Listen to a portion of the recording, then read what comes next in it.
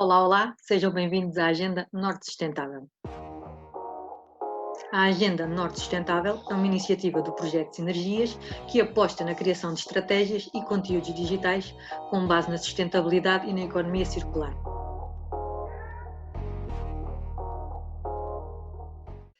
Olá, olá, bem-vindos a mais uma Agenda Norte Sustentável e hoje o nosso convidado é o Emanuel Figueiredo, da Reciclagem Orgânica. Então, o convite ao Emanuel foi feito no sentido de estarmos na Semana Europeia da Prevenção dos Resíduos, sendo que queria destacar o Decreto de Lei 73 de 2011, porque como tinham fixados metas a alcançar até 2020 de um aumento mínimo global de 50% em peso relativamente à preparação para a reutilização e a reciclagem de resíduos urbanos, que incluía não só o papel, o cartão, o plástico, o vidro, o metal, a madeira e os resíduos urbanos biodegradáveis, achei interessante fazer um ponto da situação com quem entende do assunto, porque acho que não foi muita coisa feita neste sentido. Então, Emanuel, passo-te a palavra. Ok, relativamente a isso aí que tu acabaste de ler, era uma das metas propostas pelo PERS. Peço desculpa, antes de mais, muito obrigada pelo convite, Nídia. Quero estar aqui para satisfazer as dúvidas que as pessoas possam ter e para lhes apresentar alguns dados relativamente àquilo que é o destino dos resíduos que elas separam, e separam bem ou mal, não é? Porque depois existem outras atenuantes que os transformadores de resíduos têm de ter em conta, não é? É assim, relativamente a essa última norma que tu disseste, o aumento mínimo global para 50% daquilo que é reciclado, nós atualmente estamos nos 41%, mas uns dados importantes, dos principais fatores que é preciso reter é que para atingir a meta, os especialistas sentem que os resíduos orgânicos vão ser fulcrais nesse aspecto, vão ser um fator preponderante. Têm mesmo de começar a ser reciclados para 50% das coisas serem direcionadas para a recolha seletiva. Nós não estamos extremamente mal, mas pronto, também poderíamos estar melhor, até porque existe uma quantidade muito grande ainda que é encaminhada para a terra. Por exemplo, nós, no início do ciclo, 33% dos resíduos são encaminhados para a terra. Não são reciclados de qualquer forma. E pronto, isto é no início do ciclo. Mas no fim do ciclo, o que é certo é que 50% dos resíduos estão em aterro. Isto acontece porque, em primeiro lugar, por causa de falta de preparação, para mim, isto a meu ver, não é? de métodos de reciclagem, falta de especialização e falta de melhoria dos atuais métodos de reciclagem. Acho que há pouca inovação nesse setor, acho que tendem a estagnar e a fazer aquilo que são ideias de outros países. E depois, lá está, a falta de informação das pessoas naquilo que podem ou não introduzir nos ecopontos e nos ecocentros. Depois leva a que Pois, porque, desculpa interromper, porque tudo começa também com a noção de resíduo, não é? Porque um resíduo é uma substância ou qualquer objeto, está mesmo descrito neste decreto de lei, que a pessoa que tem que se desfazer ou com a intenção de desfazer, ou seja, tudo o que se possa reutilizar, compostar, não vai ser considerado um resíduo, não é? Porque a questão de ser resíduo é, eventualmente, ou vai para a reciclagem, ou se meter para o lixo normal, não é? Claro. Lá está, no lixo normal então é mesmo um completo desperdício, porque além dos alimentos não irem para a compostagem e voltarem para a terra, que é essa a sua função, ainda vão contaminar todo o restante lixo, claro. Não é? E causar maus cheiros e causar isso tudo, quando no fundo não vai haver o aproveitamento que é natural na natureza e que deveria ser também natural no nosso ciclo de consumo.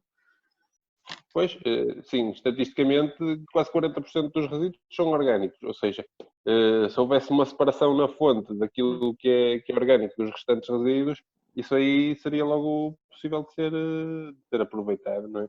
escusávamos estar a enviar bons materiais para o lixo. E depois, lá está, tudo aquilo também são pequenos materiais. Nós aqui em casa, a nossa garagem tem imensas coisas que já estão lá há anos, não é? Que vão sendo utilizadas em pequenas melhorias que queiram fazer na casa, né? Sobretudo para a agricultura para fazer prateleiras. Por exemplo, o meu pai tem o sítio da arrumação das ferramentas dele é completamente... É tudo reutilizado.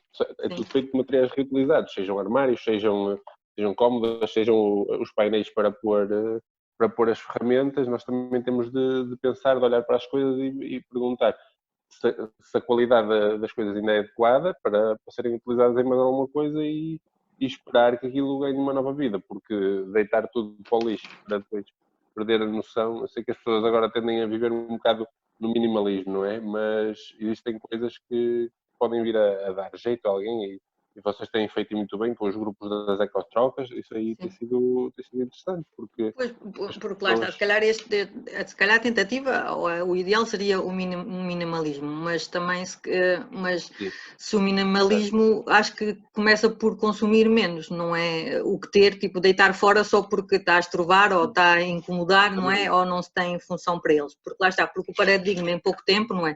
Dos nossos pais, para nós mudou muito, enquanto os nossos pais aproveitavam tudo e guardavam tudo para o dia que fosse ser preciso, eventualmente, não é? Ou seja, por uma questão se calhar mais económica ou necessidade, também não haver tanta oferta, mas depois nós também passámos para o extremo quase oposto, não é? Em que compramos e deitamos fora sem pensar no dia de amanhã.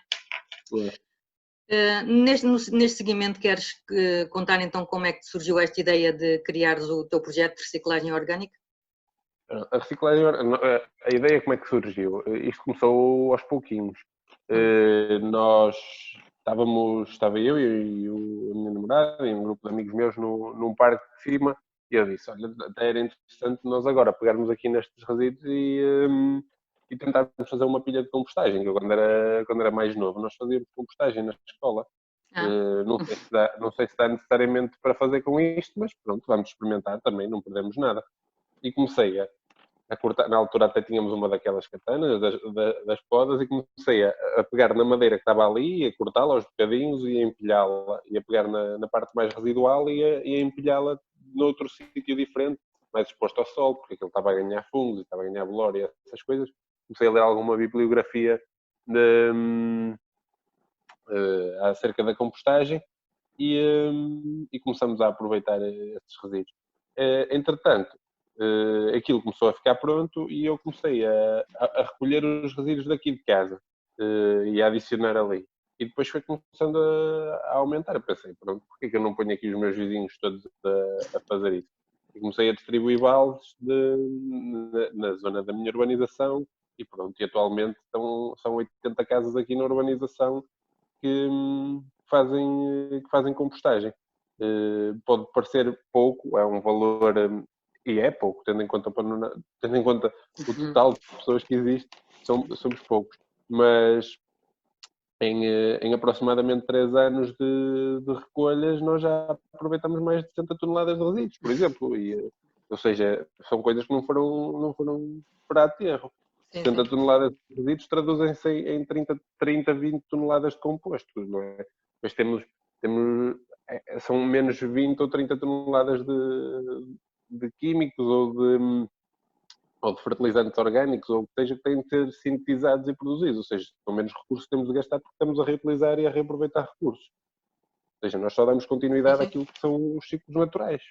E depois tu consegues distribuir esse composto? Sim, temos tido...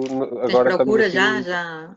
Sim. Sim, estamos assim um bocado com escassez. Temos, não sei se posso dizer o nome do rapaz, também não vou dizer o nome.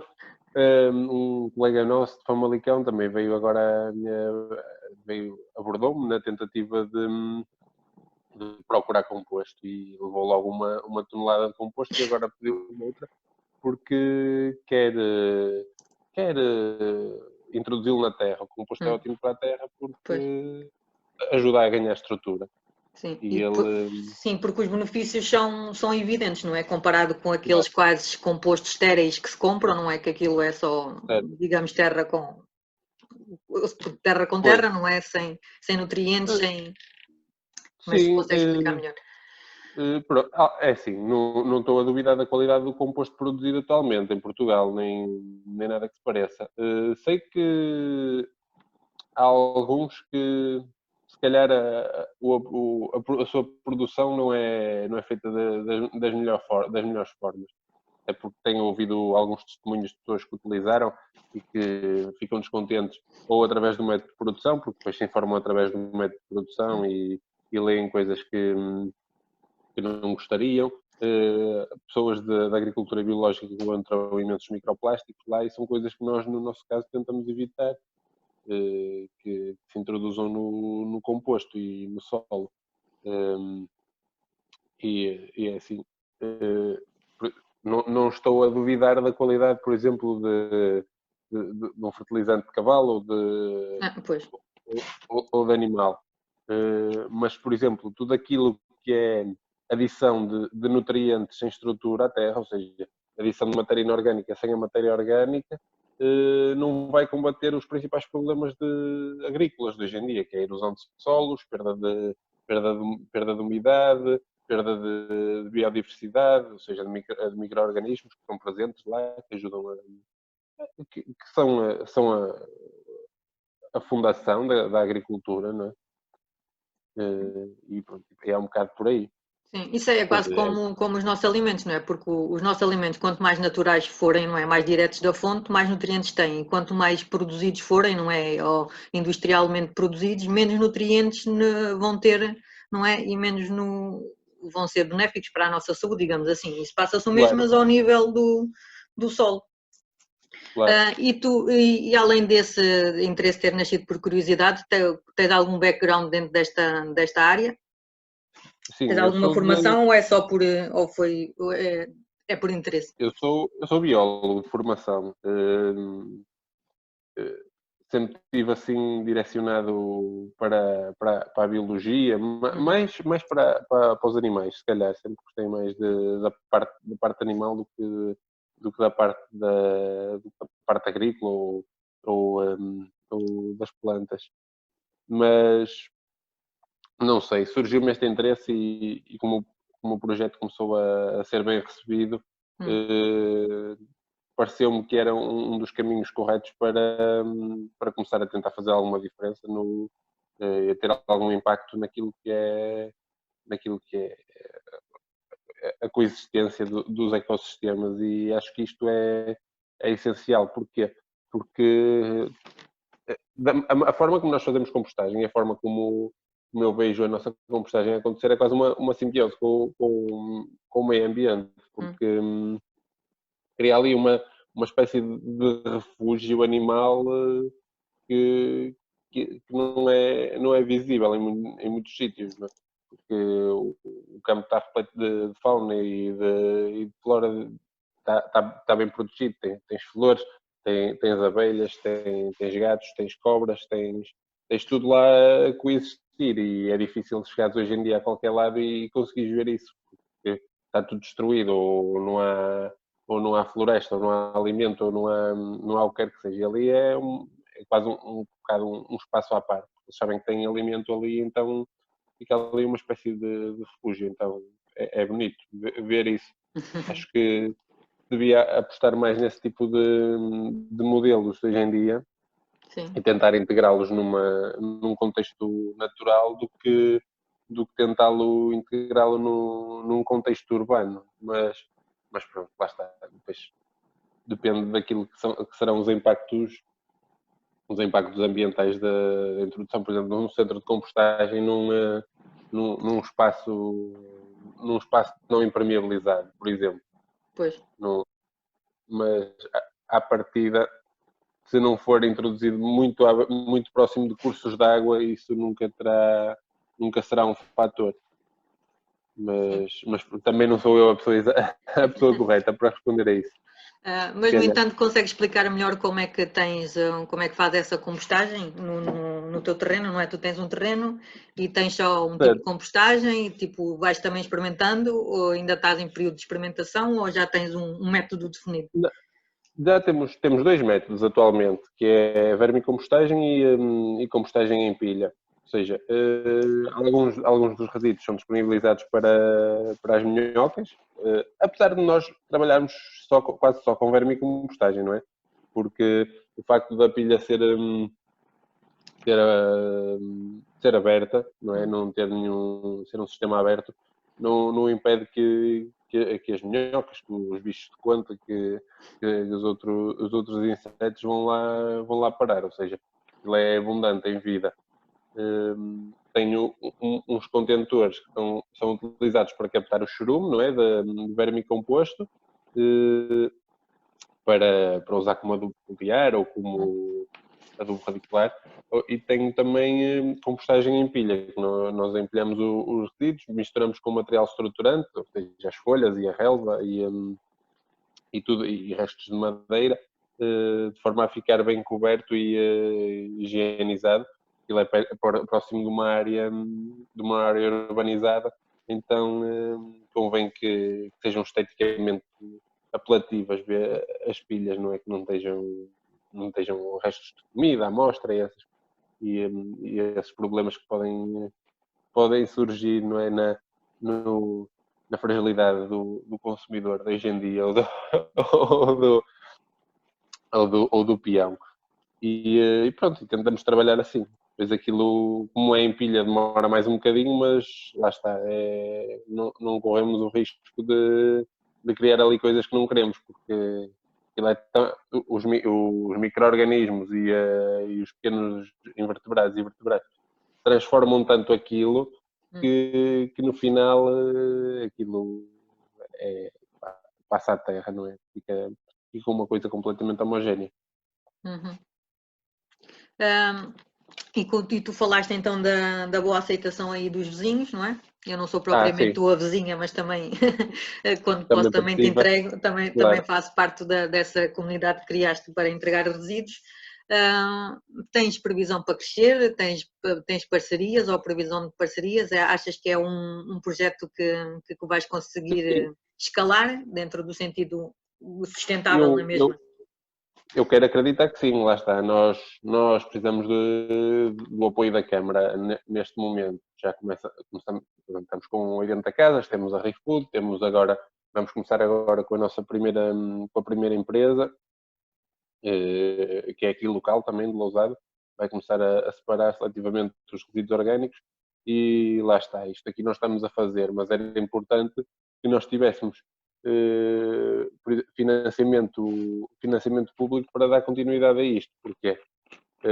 Porque eventualmente existirão salários para pagar, vai haver a necessidade de comprar um veículo maior, vai haver necessidade de investir em mais baldes, vão surgir uma série de questões que nós não vamos conseguir dar resposta, nem vamos ter permissão para tal, porque existem limites de coisas que nós podemos depositar naquele terreno. O terreno também é um terreno privado, existem esses fatores todos que são precisos ser revistos, não é?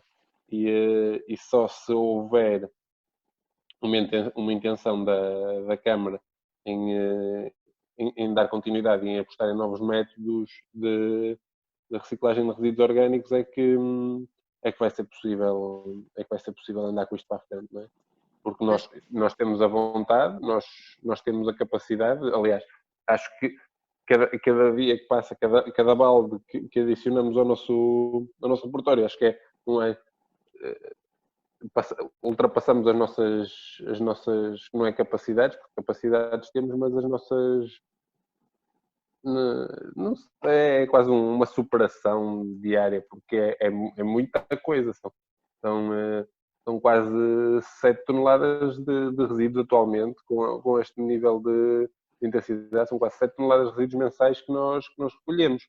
Pois. E eventualmente há de chegar se continuar assim, há de chegar a uma altura que eu vou dizer, não consigo receber mais porque não temos os meios para. Se vocês não querem apostar nisto, pronto, é melhor que se não querem apostar num projeto que já está em andamento, é melhor que passem isso a pasta a outro. Sim, Mas, por acaso, sim, por acaso também vai num contrassenso no tal Decreto-Lei 2011, que eles também têm uma linha em que incentivam a inscrição e ao registro de pessoais ou coletivas, que estou a ler, que procedam à recolha e ao transporte de resíduos a título profissional. Não é? claro. Ou seja, para que este composto seja dentro dos requisitos não é necessários, Claro. mas que seja feito e que seja devolvido ao ambiente, não é? Pois, isso também, lá está, depende da qualidade do composto obtido, porque existem 3 categorias, não é? Só uma delas é que vale a pena comercializar, que é a classe 1, que é para é a classe agrícola. Ou seja, todo aquele composto que for obtido a partir de for produzido e que seja de classe 2 ou classe 2B ou 3, não vai ser. Mas pronto, o composto classe 3, eu acho que isso já nem deveria entrar para a classe de composto, porque a partir é uma coisa tão poluída, produzida a partir de um resíduo tão poluído que não deveria. Ou seja, não terá só cascas de frutos e vegetais, não é? Como aquilo que a Não, gente entrega já será tudo uma. não. Já são coisas que já são efluentes, já são coisas assim Pois. diferentes. É, Mas, ou isso seja, sim, nesta pode haver contemplação. compostagem feita a partir disso. Sim, mas, ou seja, ao contemplar esta situação de tentar promover que as pessoas façam disto um trabalho, não é? Isso logo daí também está a assumir que esta reciclagem, não é? Que este tipo de reciclagem, não é? Esta compostagem, isto também agrega um valor económico, além de ser lá está, isto vai se incluir na definição global de sustentabilidade, não é? É uma Claro, sustentabilidade perfeita, porque aqui consegue associar a parte económica com a parte económica, social e ambiental, não é? Consegue promover postos de trabalho, dar salários, pagar salários e ser bom para o ambiente. Por isso é que acho que não entendo como é que não se aposta mais e não se facilita mais estes processos, não é? claro, sem dúvida. Se calhar também existe não é uma falta de interesse, não é? Mas é quase uma sobrecapacitação das câmaras, porque também o que é certo é que a quantidade de trabalho que existe já é bastante grande.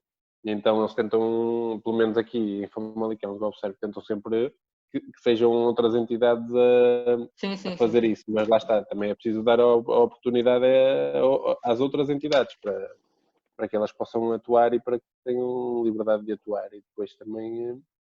Sim, porque senão vai ficar tudo muito limitado, não é? Porque do género, é mais fácil. Lá está, o mal o mal da insustentabilidade é que está ligado à facilidade, não é? É mais fácil pôr tudo dentro de um saco, não ter o trabalho de triar nada, depois vem um senhor ao final do dia e leva tudo no mesmo contentor, não é? Porque para que esta compostagem pudesse ser possível e com qualidade, tinha que se começar com uma recolha minimamente porta a porta, não é? Que é quase como o que tu fazes, mas fazes aí no teu contexto, e isso teria que ser alargado. Lógico que dá mais trabalho, mas mais trabalho implica mais recursos humanos, principalmente, mas sendo tão óbvio o benefício, uma pessoa também fica assim um bocado. Sim, porque eventualmente não é, o benefício ultrapassa o custo. Sim. Completamente. E era isso que eu ia dizer. Se tu conseguires efetivamente produzir um composto de classe 1, eu acredito que uma empresa que tenha capacidade de venda e volume de vendas consegue sobreviver mesmo sem apoios. Porque a partir de certa altura tu deixas de precisar de apoios, apesar de os continuar sempre a receber, porque os resíduos é assim, estás subcontratado, né, para fazer a transformação desses resíduos, tu consegues ser sustentável naquilo que fazes também, financeiramente naquilo que fazes. Mas se existe, só corre algum problema e tu passas, por exemplo, de um composto de classe 1 para um composto de classe 2 e já não tens clientes, pois isso começa a ser pode vir a ser um problema, não é? E isso tudo depende, por exemplo, de uma pilha mal colocada que por acaso vai parar ao composto e contamina o teu composto e ultrapassa, por exemplo, o valor de alumínio máximo permitido ou ferro máximo permitido e tu ficas sem, lá está, ficas sem capacidade de vendas, porque as análises são feitas recorrentemente, são feitas de 5 em 5 meses, então convém que o composto seja sempre de qualidade. E atualmente em Portugal acho que são 14%, apenas 14% do composto que é produzido é de classe 1. Não, minto, 31% é que é de classe 1. Mas a maioria é de classe 3, por exemplo. Mas isso também, lá está, mas isso também é produzido mais a nível, digamos, industrial. Não sei qual é o melhor termo a aplicar, sim, sim. Mas é nesse sentido mais que não há essa triagem inicial. Já entrei aqui um bocado dentro do tema da sustentabilidade e já falaste um bocado, mas tens alguma definição mais própria do que é sustentabilidade para ti? Ou dentro deste contexto? Quer dizer, eu acho que é o que tu fazes, não é? Sim, sim. A sustentabilidade é assim uma variável engraçada, porque tanto é quantitativa, não é?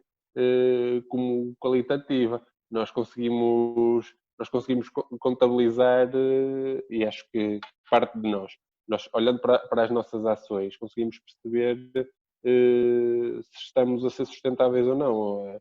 O que é que nós fazemos, os nossos hábitos de compra, o facto de caminharmos em vez de pegarmos o carro para fazer viagens curtas, esse tipo de coisas simples são aquelas em que nós conseguimos mesmo fazer a diferença, é através dos nossos hábitos.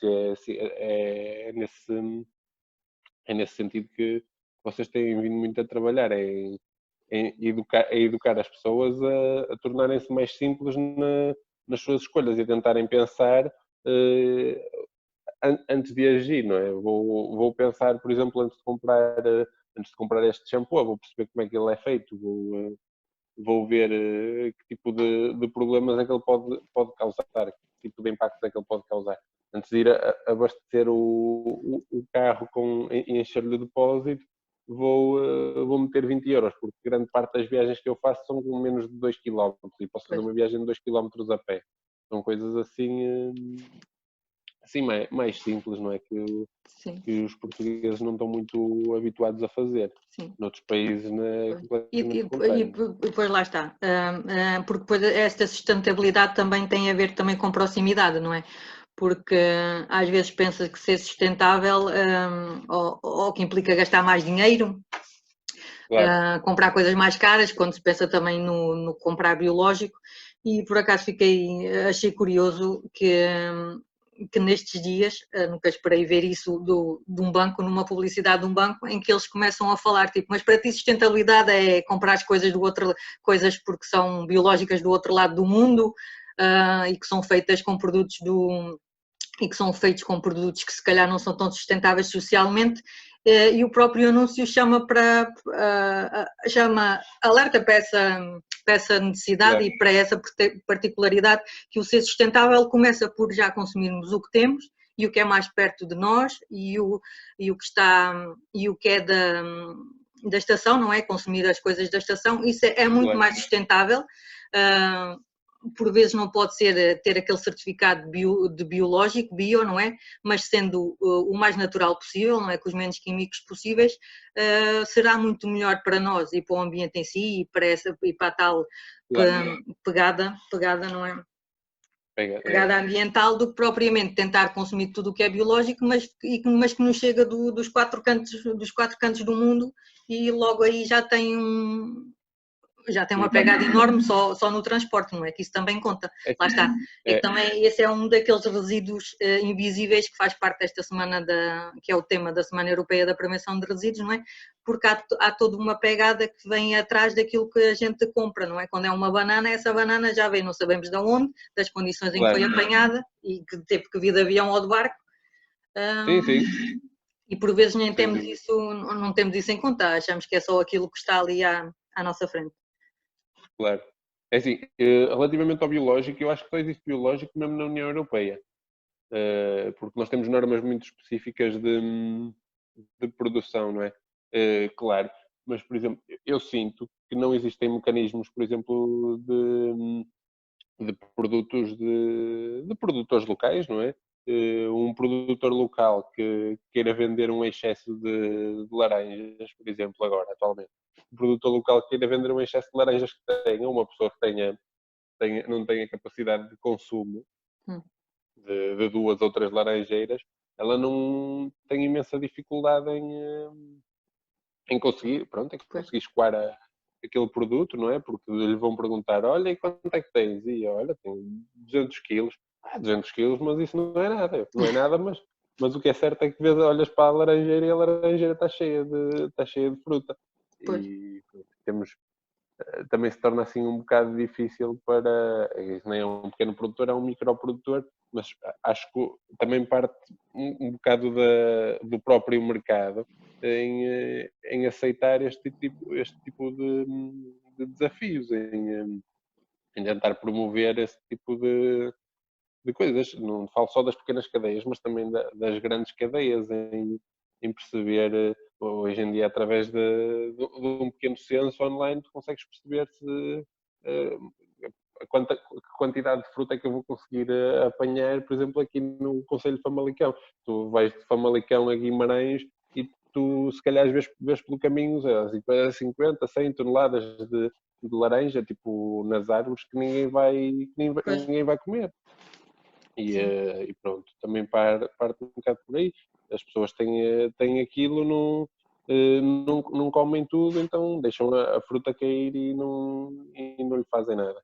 Hum. E E pronto, depois acho que isso foi um poderia ser trabalho feito. ali investido que também está bem que aquilo Sim, consegue depois voltar à terra e adubar a exatamente. terra, mas depois também vai ser um desperdício porque foi ali investido, lá está a água e atenção e cuidado e depois também se calhar há pessoas que precisam e não têm acesso. Mas Já também agora, da grande indústria sim, olha, só vou comprar a um gajo ou uma pessoa que me produz, tem de produzir 50 toneladas, porque senão não vou comprar, porque pois, é não só é mesmo uma grande compensatório. escala, não é tipo grande escala e depois também lá está, e depois a juntar a isso só levam as frutas bonitas, não é? Só leva Claro, o que está perfeitinho e que está, e depois sim, sim. ainda vai haver esse excedente.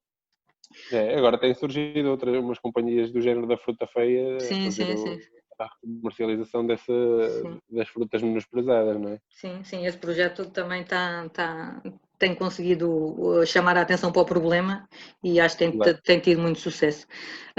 E já agora também fazendo referência a um projeto que também está para nascer, não é que nós os dois apoiamos, que é o Econnect Portugal, da Filipa. Pode ser que ele também consiga ajudar a prevenir esses resíduos, não é? Porque Certo, a exato. ideia do Econnect é ser tipo uma rede social para onde se pode colocar esses tais excessos ou subprodutos Claro. das empresas, das indústrias ou de particulares ou do que for, para que depois alguém consiga, Lhes dê uma segunda vida. Exato. consiga dar uma vida ou fazer alguma coisa com isso. Já agora também deixa a sugestão para quem quiser saber mais sobre propriamente o processo da compostagem em si, para ver a entrevista que tu deste à Filipa, que lá nesse caso falas mais sobre como fazer a compostagem, seja, Certo. seja no campo, seja mesmo tentar fazer em casa, por isso que basta irem à página do Econnect Portugal e conseguem lá ver esta entrevista com o Emanuel mais explicada. Já que aqui o objetivo da nossa entrevista hoje foi mais chamar a atenção para esta necessidade de apostar na compostagem, porque lá está, até não é nada assim muito complicado, não é? Porque até tu mesmo, sem teres conhecimentos específicos à partida, tens vindo a tentar, mas Sim, também é um processo relativamente simples, não é? Tendo os cuidados devidos, que se consegue claro. replicar. E depois lá está, se há palavra, se há conceito que traduz a sustentabilidade, é este da compostagem, não é? Claro. Desta reciclagem orgânica que é o nome que deste ao teu projeto. Olha, Manuel, muito obrigada por teres aceitado a conversa, esta Ora, é essa. conversa e teres ajudado a explicar um bocado o processo.